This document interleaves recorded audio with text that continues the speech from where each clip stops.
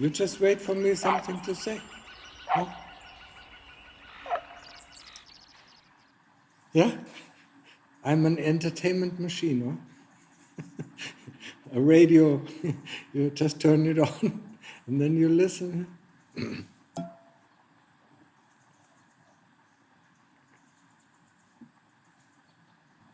Who's the cleverest monk? He can give a talk. How about Ajahn Martin? Can you give a talk? Ajahn Martin, are you here?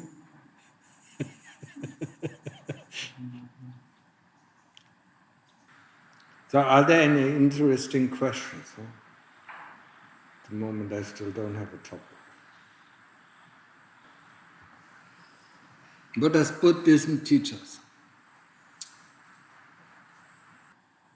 When the Lord Buddha looked at the world, there were some questions in his mind. Does everybody have to grow old? Does everybody have to grow sick? Is there no way out of sickness, of old age, of death? And he couldn't believe it that there is no way. Just like our society, doesn't teach us the way out of dukkha, out of old age, out of death. There's no person surviving, whoever is born has to die. The one cause of death is birth. But even we like, to disguise this truth. We say, he dies of cancer, he dies of, some people, he dies of old age, he dies of this sickness or dies of that sickness. We only die of one cause, and that is birth. Without birth, we don't die. And when we are going to die, how long we are going to live, that's all due to our karma. So the Lord Buddha was asking this question and wanted to find the way out. Especially he wanted to find the way out of dukkha. And so after, being a prince, he went out into homelessness, giving up everything. Trying to find the answer. Took him several years, to find the answer. And then he proclaimed the Four Noble Truths. The first Noble Truth is that of dukkha. And that is something that is pretty unfamiliar to us. The dukkha. What is dukkha? It's dissatisfaction, dis-ease, discomfort. That's all called dukkha. Dukkha is just a container for all these things. It can be pain, it can be suffering. We shouldn't translate dukkha with just one word. Then we get a wrong understanding of the first noble truth. It's a noble truth. And if we understand it, the more we understand it, the more we might be willing, to find a way out of dukkha. And dukkha is there all the time. The physical dukkha, we are constantly. Even when we just sit here for half an hour, we feel uncomfortable. We need to scratch, we need to do this, we need to move around, because it is painful. Just painful to sit, in the same position. That's a form of dukkha. Another form of dukkha is when we wake up. We don't want to get up. We want to sleep. We want to go on sleeping. So getting up is a form of dukkha. Being hungry is a form of dukkha. Being thirsty is a form of dukkha. Needing to go to the toilet is a form of dukkha. Being tired is a form of dukkha. And for all of these physical dukkha, we have ways, how to remedy it. So when we're hungry, we eat something. But then, we assume the wrong thing. Then we assume eating is pleasant. Eating is just there, to to get rid of the dukkha of hunger. Sleeping is just there, to get rid of the dukkha of tiredness. Drinking something is there just to get rid of the thirst. But we're getting so accustomed to not really looking at the source of the problem, just looking for the answer, for the solution. Can call ourselves solutionists, people who only look after solutions that never investigate the problem at hand. And for most of our things in our life, we're looking for solutions. When we meet a person that we don't like to meet, we look for the solution how to avoid this person. We don't look for the problem. What is the problem with this person? What is the problem with this situation? What is the problem with that situation? We try to find a solution. We try to avoid this dukkha. We try to avoid the first noble truth. And that, of course, is the main problem, for most of the people in this world. Try to avoid dukkha. And running, and at the same time, running always after the pleasant things. That's why I use the simile, of this German dachshund, I mean, you bind a sausage in front of his nose, and some tin cans on his tail, and he always runs. And that is us. We always run after the pleasant things, trying to avoid the unpleasant things. We never stop running. I mean, the moment we stop running, we see, the sausage comes in front of us, I mean, can eat it, and the noise stops. But we can't stop running, We always, constantly are we running after these pleasant things, Even in meditation, When our meditation is difficult, and we had a good meditation yesterday, why can't I get this good meditation, We're running, in the meditation, we're running after the pleasant things. Meditation is not, it's not only, there, to make us happy and comfortable. Meditation is there, or the practice, or the Buddhist practice is there to get completely rid of dukkha. That's what it is for. When most people just use it, just like a pill of happiness, when I sit down, for an hour and get my mind calm, I'm happy. And then they start to do the same things that create all this dukkha. So, nothing changes. It's just like, when you're in a very noisy place and this noise, upsets you, you go into soundproof booth, where you don't hear the noise, And then you think, that's a wonderful, there's no noise, just quiet, and there's just calm. And then you come out of this soundproof booth, and then everything is the same. That hasn't solved the problem. Sooner or later, you have to come out of this booth, because you're hungry, or you're thirsty, or you need to go to the toilet, You can't stay there forever. And that is the same with the samadhi, We can, we can avoid, or we can put it aside, the dukkha, for a certain amount of time, and see that there's a happiness that is created through through stop to think, and memorize, A happiness is created, but we can't stay there forever. So when we come out, everything is the same. So that is not the solution to the problem. The Lord Buddha saw that. In the beginning, he was with teachers who trained him the first lower jhanas, and then another teacher the four higher jhanas, And then he said, whenever I get out, I still have the same dukkha. And so what's the use of it? It's just like, taking pill, a pill, that makes the pain go away. And the moment, the pill is ended, the lifetime of the pill is ended, our pain comes back. Then we have to take another pill.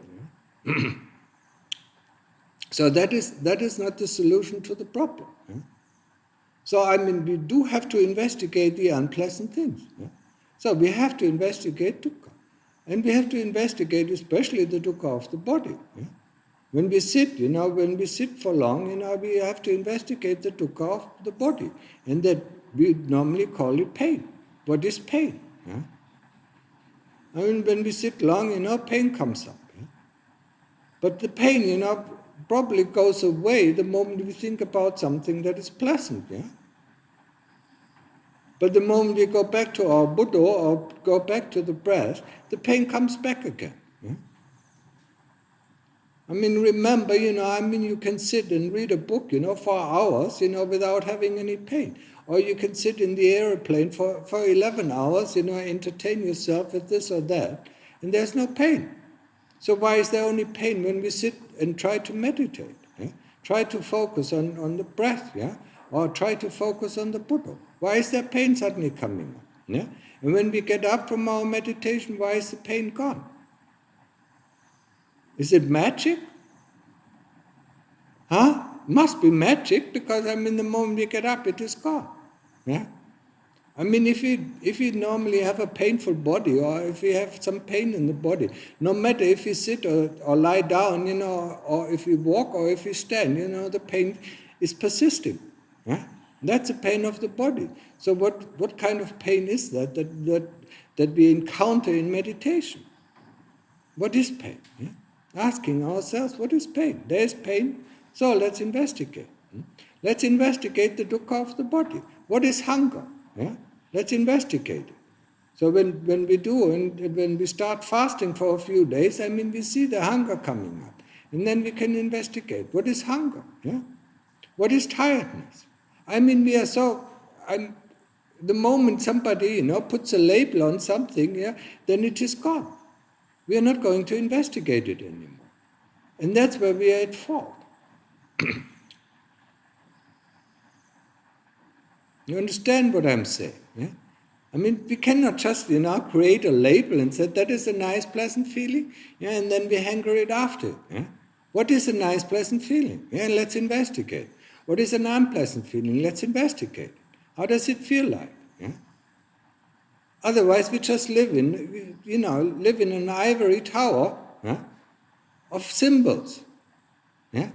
Everybody knows now, our symbols, point to something. We have a pointer, just like in a programming language. Yeah?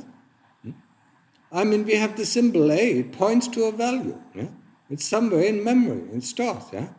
And what we have to do in meditation is taking the symbol and going down to the value, finding the value. Where's the value? Yeah? And every word, that we use in our language points down to something. Yeah? It points down to a feeling, it points down to an experience, it points down to, to the experience of a feeling. Yeah? The moment we label that feeling, the experience is gone. Because then, we think about the label, yeah, and assume this, assume that. Yeah? Where is the pain coming from? Oh, because I'm sitting, I'm going to break my leg if I sit for an hour. Yeah? Or I break my back, or I ruin my body. Yeah? We never think about that if we do something that we like. Yeah? If we play tennis or if we play any kind of sport, we never think about breaking our body. It's much more dangerous than sitting in meditation. Huh? No? But these thoughts are coming up. Yeah? I'm going to ruin my body. Okay, yeah? So investigating these things, investigating dukkha, understanding the First Noble Truth. The more we understand the First Noble Truth, the more we see, yeah, or the more we feel that we want to get rid of it. But not getting rid of it in the way that the world gets rid of it, having an unpleasant feeling and drinking alcohol or taking drugs. Yeah? That's not the way, because the moment the alcohol wears off or the drugs wear off, our pain comes back. Yeah? That is the way of the world, how to deal with unpleasant things. Yeah? They take something or do something, to get rid of it, not realizing, sooner or later, it doesn't actually, we don't get rid of the problem. Yeah? That causes this pain, that causes this dukkha. So understanding the First Noble Truth is essential. The second noble truth only tells us, why do we have this dukkha? Because we are attached to things, we want things, we desire things. Yeah? Called tanha in Pali. Yeah? The desire. Yeah? Desire to be something, the desire to want, yeah? The desire not to want, yeah? And the desire not to be. It's all a desire. Yeah? And this desire creates dukkha. If we don't get what we want, we have dukkha. If we meet with things that are unpleasant, we have dukkha. Yeah? If something that we love, is parted from us, it's dukkha. Yeah? And that is the origin of dukkha, yeah? Our desire. Yeah? The third noble truth is that there's an end of dukkha, and the fourth noble truth is that what we are practicing here. Sila, Samadhi, Panya. Sila is keeping the 5 precepts. When you're here in the monasteries, you kept the 8 precepts, yeah? Not harming any living being is the first precept. Not taking what is not given is the second precept. No sexual misconduct is the third precept. Yeah? No lies, no harsh speech, yeah? Whatever harms other living beings, yeah? Is the fourth precept. No alcohol, no drugs is the fifth precept. Yeah?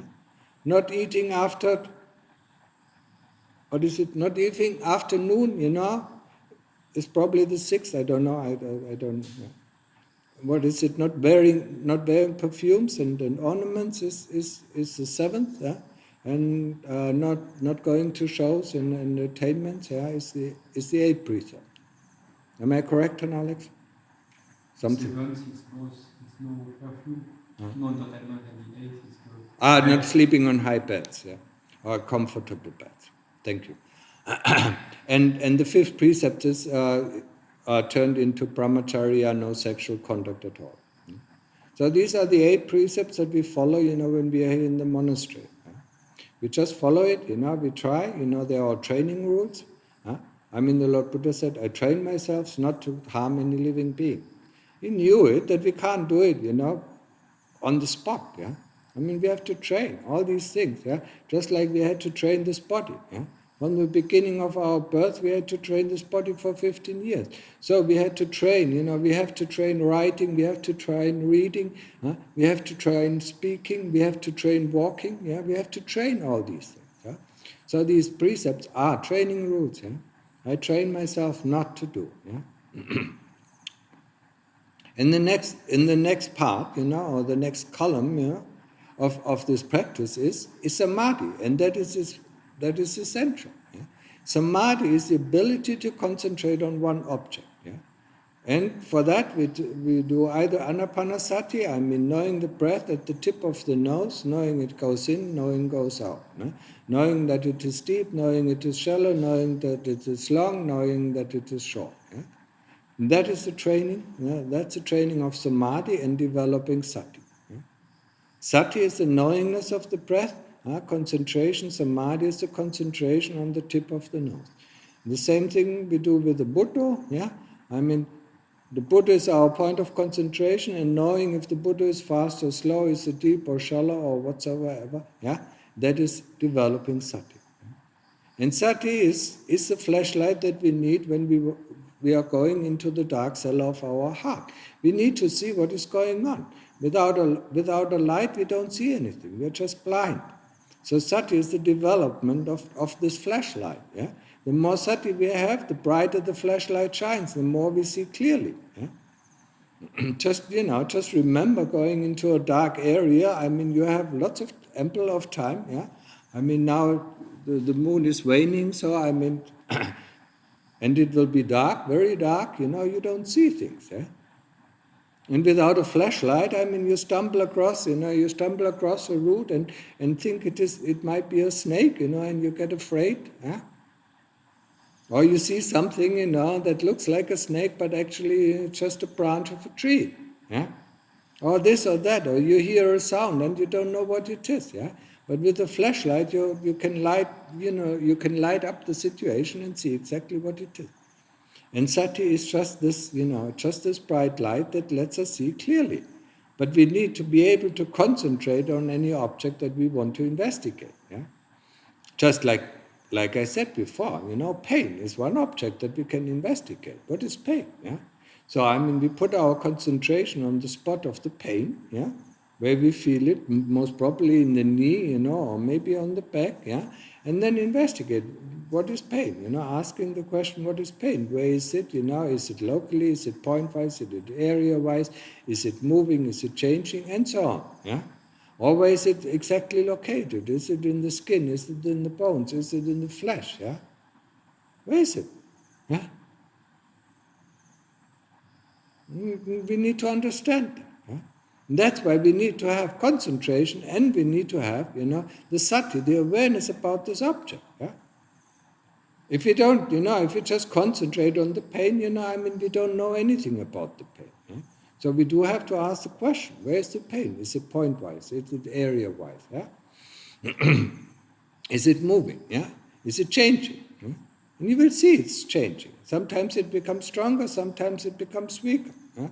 So, it follows the principle of anicca, impermanence. Yeah? Whatever arises, will cease. Yeah? Even the pain will cease. Yeah? And it will cease. For most of you don't believe it, because you haven't seen it. Yeah? Things have to cease, yeah? But we have to battle it. Yeah? It can suddenly, just it has never been there before, it can cease. To accept that. That's why we need sati. Sati is the flashlight, yeah? And it is important. Just like a blind man doesn't know what is happening around him, so are we blind, yeah?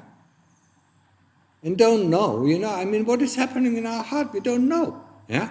All our life, we follow the whims, of our heart. I want this, I want that, I don't want this, I don't want that, But we don't know why, yeah? What is happening in our heart? Who tells us, to do this? Who tells us to like this? Who tells us to not to like this? Yeah? Who is that? Yeah? It's a voice that we clearly hear. Oh, I've done enough meditation. My meditation was good. Who is the commentator? Yeah?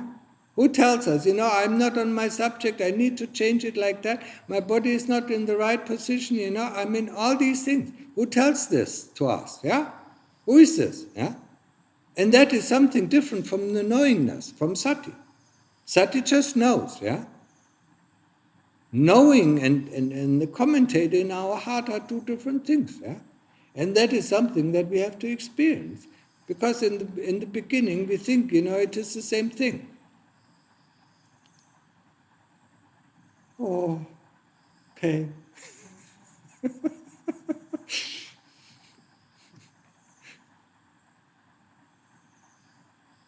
You should investigate the pain, while I'm talking about the pain. Discomfort, is dukkha. Pain is dukkha. Realize, that we are in a state of dukkha. Most of the time we have dukkha. And that helps us to motivate us, to find the way out of dukkha. This, we don't have to give in constantly, to give in to the whims, yeah? And who is the one, who constantly tells us all these things? That I need this, without this I won't be satisfied. Yeah? And how often did this voice lie to us? Yeah? If you have this, you will be happy. And then we got this and we are not happy.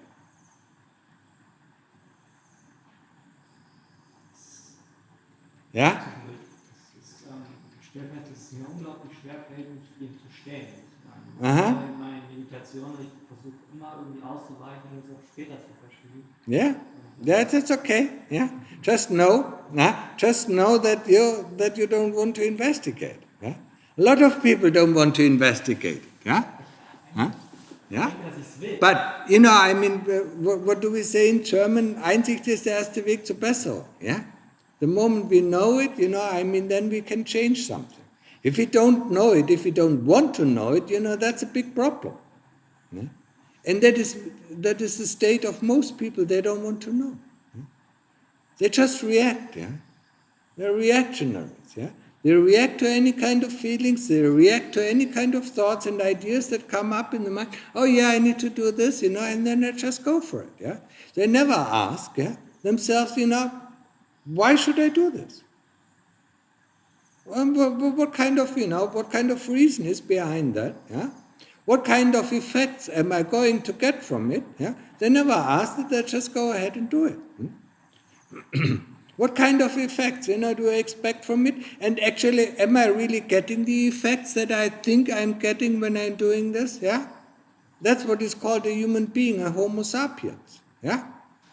How can we call ourselves a Homo sapiens if we don't reflect about our action that we are doing? Huh? Then we are nothing better than an animal. An animal also, runs around. Yeah, I mean, if it sees a thing moving, it instantly runs after that moving thing. Yeah. And if it's hungry, it eats. If it's thirsty, it eats. And if it's tired, it sleeps. Yeah. So what's the difference between us, and an animal if we don't start to reflect, about our own actions, yeah? How can we call ourselves the cream of the top, like we like to call ourselves, Homo sapiens, if we are not actually doing what a Homo sapiens is supposed to do? Reflect about its own action. That's what makes us great. That's what makes us beings, that are superior to animals. Yeah? If we just follow the whims, of our voice that tells us what to like and what not to like, what to do and what not to do, we are not Homo sapiens, we are animals. Yeah?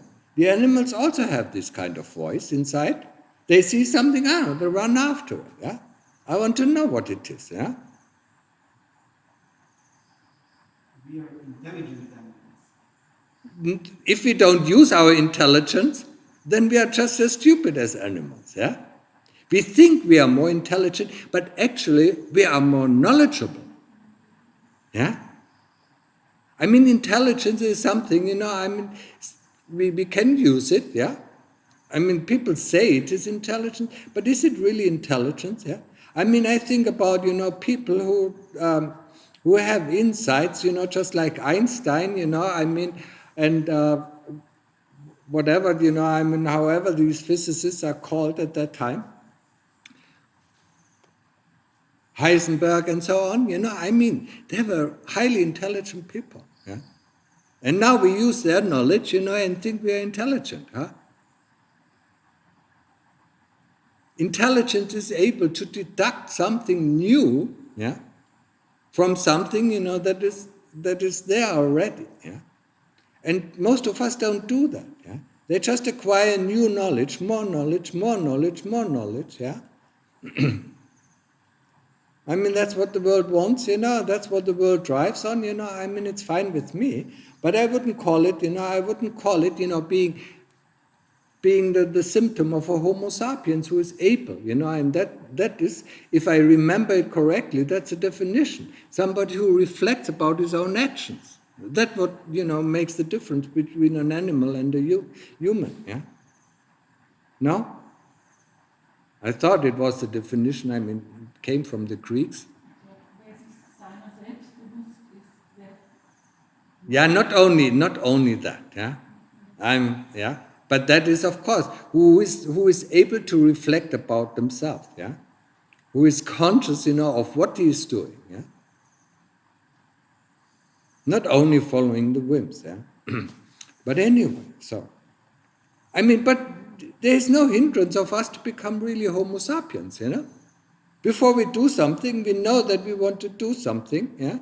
And then we everybody does that, if you have money, you just don't, put it under your bed like, our grandparents might have done it. Yeah, you bring it to the bank, but then you judge it. Maybe I bring it to this bank, maybe I get more interest, maybe I could bring it to that bank, yeah? That is something, that we think, that we sometimes use, yeah? But if we only use it, we don't ask ourselves, why do we need this much money, yeah? And are the banks really safe, yeah? I mean, we know it, I mean, we had a few crashes, where people lost a lot of money, that it was in stocks or it was in banks, I mean, in the end, they had nothing, yeah. What is safe, yeah? With all our knowledge, yeah? Thinking about that, reflecting about our own actions, yeah? I mean, at least that is my definition of a Homo sapiens, who knows what he is doing, why is he doing, and what results his doing has, yeah? That makes a person a Homo sapiens, yeah?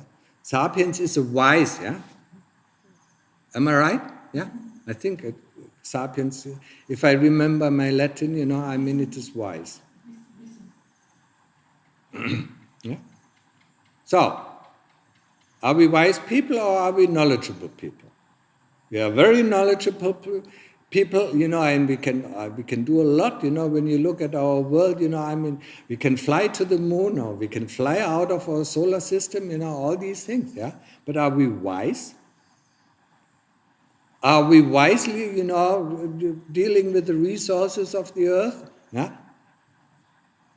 No, I mean, it is all based on greed. Our human existence, most of the people are based on greed. They want, and more, because they think if they have more and more and more, they're more happy. Yeah? But actually, I mean, when you live a monk's life or a recluse life, you will notice one thing. The less you have, the more happy you are, because you don't have worry. Huh? If you only have one pair,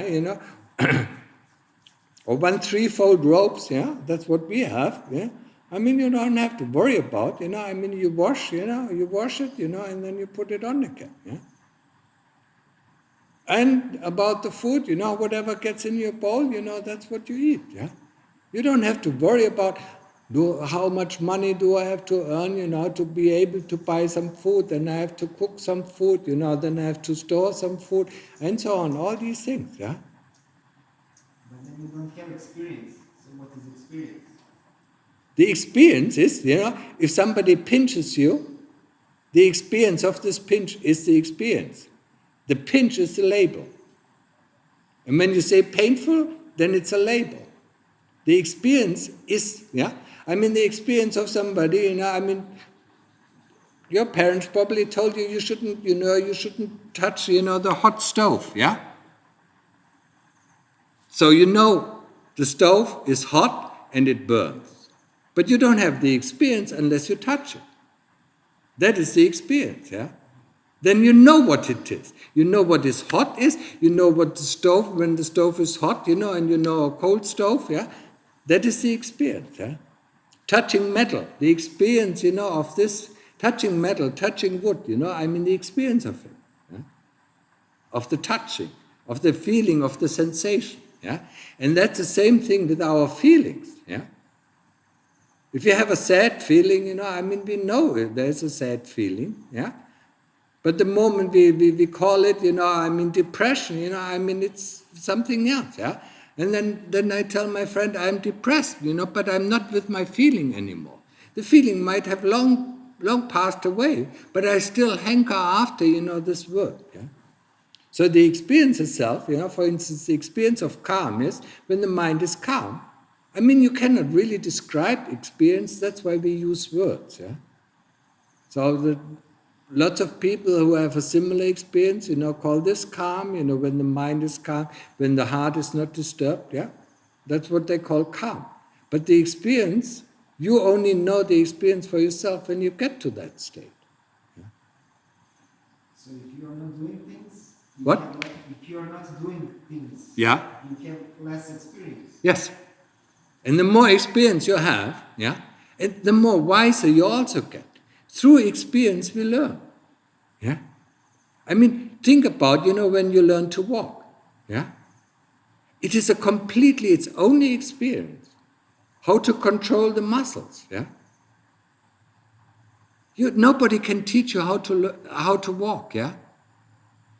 I mean, your parents didn't teach you, I mean, you tried it out yourself. It's trial and error. Through trial and error comes experience. Through experience comes wisdom. Or, like in German we say, I mean, In English it is called common wisdom. Yeah?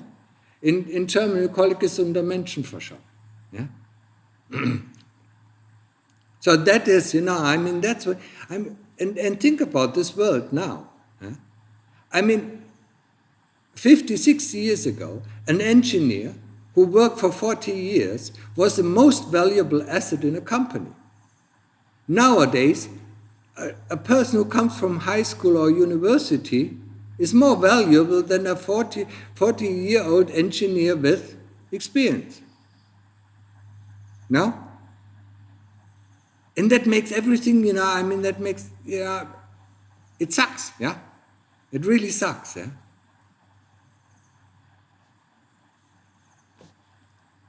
An engineer who builds bridges for 40 years, he knows, what goes and what doesn't go, because he has a feeling for it. Yeah? He has developed over the building of so many roads or bridges, what is possible and not possible. The math only helps us, to do certain things. Yeah? But we know skyscrapers fall, bridges fall, because of bad calculations and unexperienced workers. People who are experienced are much more careful because they know, there are certain situations where this doesn't work, yeah? You understand? Yeah, so let me get this straight. Are you saying we should get more experience? Yes. Or then we should do things? Yeah, of course we should try and error, yeah. The more we try, we learn through trial and error. That is the basis of our learning, yeah? And that is exactly, what you do in practice, yeah?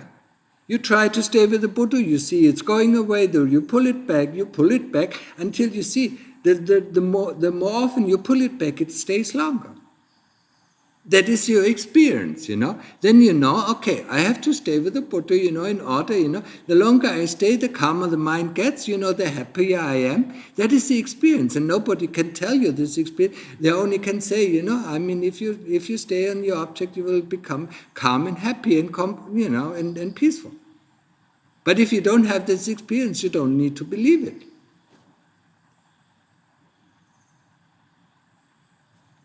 Yeah?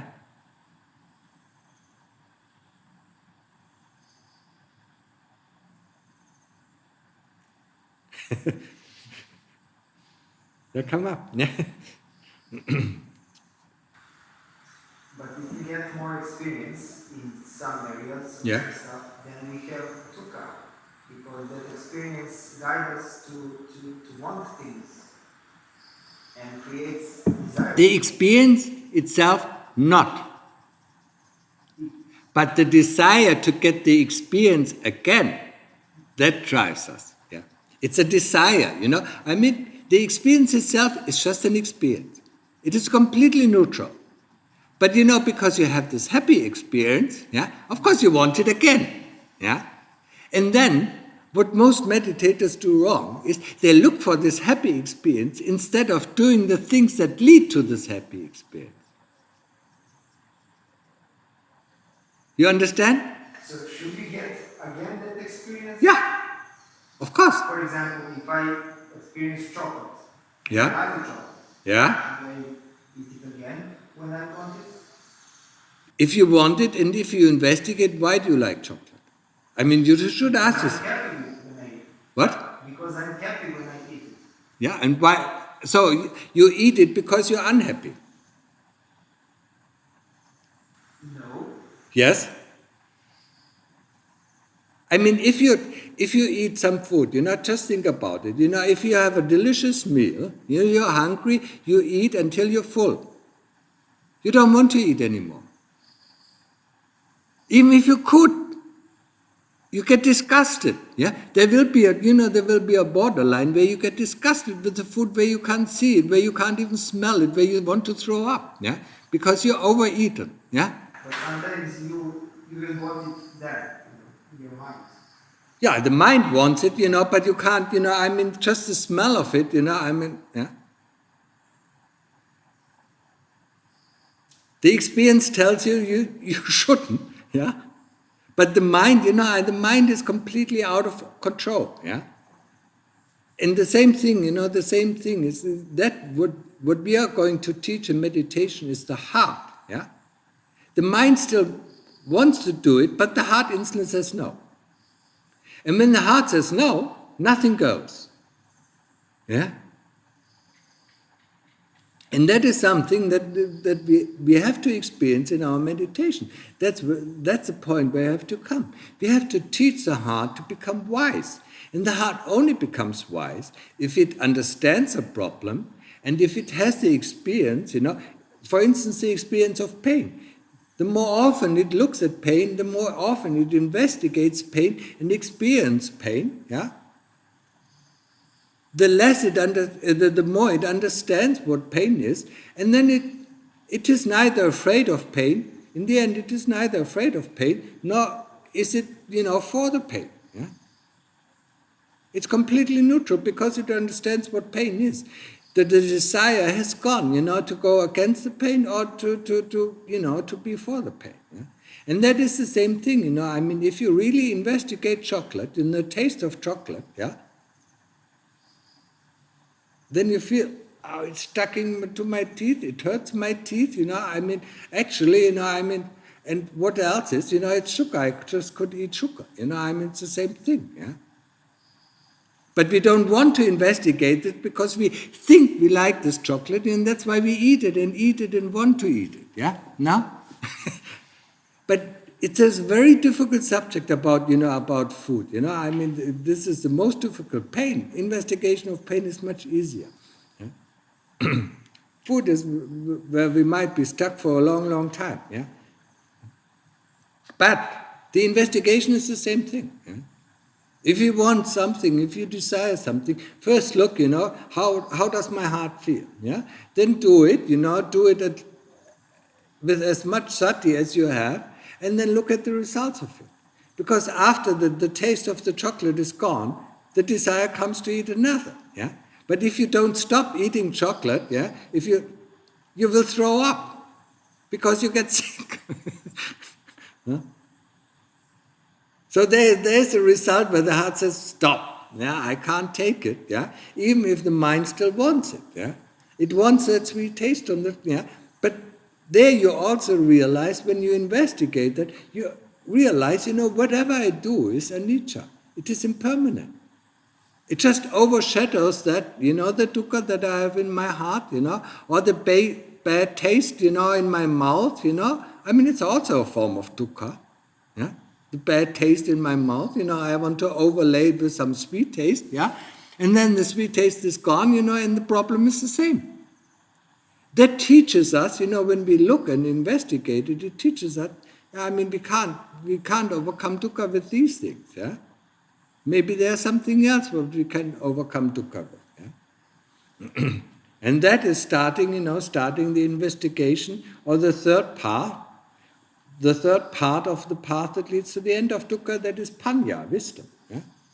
Developing wisdom is only done through investigation, yeah? So wisdom and knowledge is something completely different. Yeah? Wisdom is gained through experience. Yeah?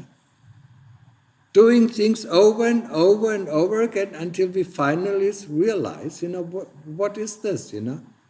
What is the problem that we constantly face? Yeah? That is wisdom. Yeah? Sometimes I say, rip open your heart, and show the heart the situation and ask the heart if it understood. Yeah? And you will be surprised, the heart says, no. So you have to do the experience again. Do you understand now? No. Do you understand now? No. And if you've done it for 1,000 times, maybe, or for 1,000,000 times, then it will, sooner or later, the better your sati is, it's understood, no more problem. That's the way, That's why, the whole path of practice is just like learning to walk, learning to talk. It's just through experience over and over again. Just like you do in samadhi, yeah? You experience one Buddha, you experience one breath, yeah? And you think, that the Buddha are always the same. That's what your memory tells you. Oh, it's always the same, it's boring, yeah? The breath is always, no, it's always different. That's what experience teaches us. That's why we can stay with the breath. Yeah? That's why we can stay with the Buddha. Yeah? Because every Buddha is different. I mean, we don't see the nuances, what our mind is trained to see the similarities and then group it into one thing. Yeah? We are not taught, to see the differences. Yeah? Okay, enough for today. Are there more questions? Yeah? Was soll ich tun? Die Antwort hast du doch schon. Buddha. Ja, ich habe wahnsinnig viele Widerstände und ich habe unglaublich viele alte bekannte Kommentatoren, die sagen, das finde ich, kannst mal wieder abreisen, das willst du ja eigentlich, du schaffst es ja sowieso nicht. Also dieses gesamte... But the thing is, when these comments come about, you're useless, this kind of practice is useless, it doesn't lead to anything, or it is so difficult. Realize there's a comment and then go back to the Buddha. The moment you don't like these comments to appear, the more of these comments will appear. Yeah? And these comments are just comments. Who knows that there's a comment? Who knows that there's a feeling? Always, always place, say, there's a comment, and then look at it, and it instantly goes. But you take it as something, some sort of reality, and then, of course, then what shall I do? Yeah? Just like when I say, I'm in pain, I can't stand it anymore, then you're in trouble. Yeah? It's the end of your practice. When you say, there's pain, okay, where's the pain? It's not all the body is in pain. Where's the pain? Look at the pain, investigate the pain, and then most of the time, it just disappears on its own. Yeah? Just like these comments, But the moment we hate pain, we don't like pain, it will stick and stick and stick, because part of our chitta, emphasizes, I don't like it, and that, instead of, okay, what is pain, accept it, and then it might be gone. Yeah? Just accept these comments, it doesn't matter. Yeah? Das stimmt, natürlich habt ihr recht, aber was ist, was ich jetzt auch habe, ist keine Energie dafür, so eine Art, jetzt nicht mal als Kommentar, keine Kraft. Yes. If there's no power, if you don't feel energy, then look at the state of the mind. It is diffused. It's not concentrated. It is just like, the rays of the sun. If the rays of the sun, spread wide and apart, there's not much energy, there's not much power. But if you take a, magnifying glass, and collect, the rays of the sun, wow! And that's the same thing, if you have the feeling, I have no energy, focus on something that is interesting you. It doesn't have to be the Buddha or the breath. Focus on something that interests you. And then you see, actually all this energy, that is all around, is suddenly focused onto one thing, and then you feel that energy. Aber was ist, aber jetzt zum Beispiel kriege ich die Energie sofort, wenn ich was tue, was nicht so besonders gut ist. Nicht immer reden zum Beispiel. Yeah, but just think about, talking to somebody, and then, you see, when your mind is focused on that subject, then, once the mind is focused, take it back to the Buddha. Yeah? But also, sometimes talk to this person and see, hey, before I didn't have any energy, but when I talk, I can talk and talk and talk and talk and talk, So, that shows you, how tricky the kilesas are, that guide you and say, oh, I have no energy. Actually, you're completely, you're disinterested in the work that you do. Yeah, you have to find interest, It's just like painting a picture, it's painting your pictures, you're really interested and you're focused on it. So then paint the Buddha, Paint it, take a brush, and paint it, within your mind, paint it, okay, that's a face, that's, no. and instantly you're concentrated. Huh? I mean, you have to use some tricks, I mean, otherwise, they fool us constantly. Oh, I have no energy. Yeah? But the moment you read a book, I mean, you can read for hours. Oh, I'm so tired. Oh, I'm so tired. I need to sleep. Then you pick up a book. That is interesting, and you can read for hours. Yeah? They just fool you all the time. Yeah? Because all what they don't want you to do is, to stick to your Buddha. Yeah? And that's why they track you out. If they can't, if they can't track you out with normal means, they track you out with things, I mean, I'm so powerless, I'm so helpless, I don't get anywhere, yeah? These thoughts, yeah, coming constantly in, disturb you. Yeah? So don't take them for real, first of all, place them outside, there's a thought, oh, okay, bye-bye. And go back to the Buddha, yeah? There's no energy. And also you couldn't. What is no energy? I mean, you remember the simile. I mean, we sit there. We sit there and meditate. And we concentrate very well. Yeah, and then we stop the meditation. And then suddenly our energy is all gone. Yeah,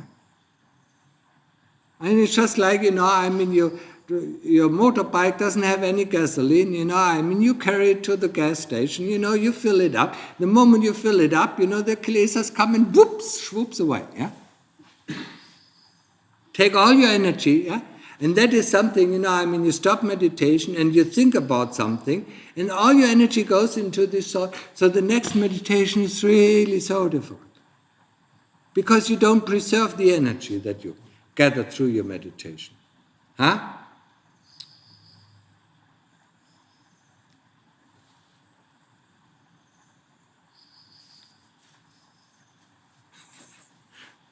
Okay?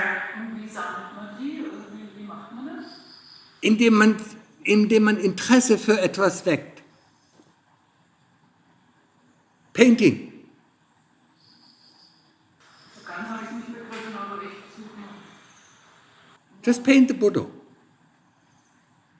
Or think about something, that really makes you mad. Think about your mother or your sister. A situation. And the moment this anger comes up, this energy comes up, take it and put it on the Buddha. Aber da habe ich ja keine Lust, da bin ich ja voll dann habe ich ja keine Lust. That's why you have to be very careful with it. The moment you feel this energy coming up, the tiredness is gone, you put it back on the Buddha. Okay, Buddha, Buddha, Buddha. Yeah? You have to be careful, I mean, of course, I mean, they're not stupid, the kilesas, yeah? They try to trick you all the time, yeah? And you fall for the trick. Yeah? Yes, I'm tired, I need to sleep. And then you go to sleep, yeah? And they say, oh no, when you wake up, actually, you're rested, you could do meditation. Oh no, if I don't sleep enough, I mean, I will get tired all day long, yeah? You know what they tell you, huh? And then you instantly have to act against it and say, no, I don't believe it. Huh? I mean, who? Huh? Or ask them, who are you to tell me, what is going to happen? You don't know as much as I do. Yeah? Because we know. Yeah? The knowing faculty is the important faculty, not the thinking faculty. Yeah? Try it? Yeah? Okay. So. Ow! เข้าใจบ้างไหม พอเข้าใจบางอย่าง Okay.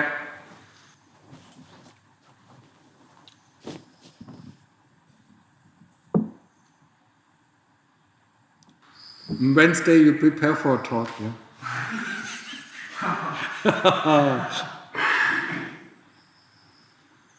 You and Alex. Does Jonathan prepare for the talk or? No, you.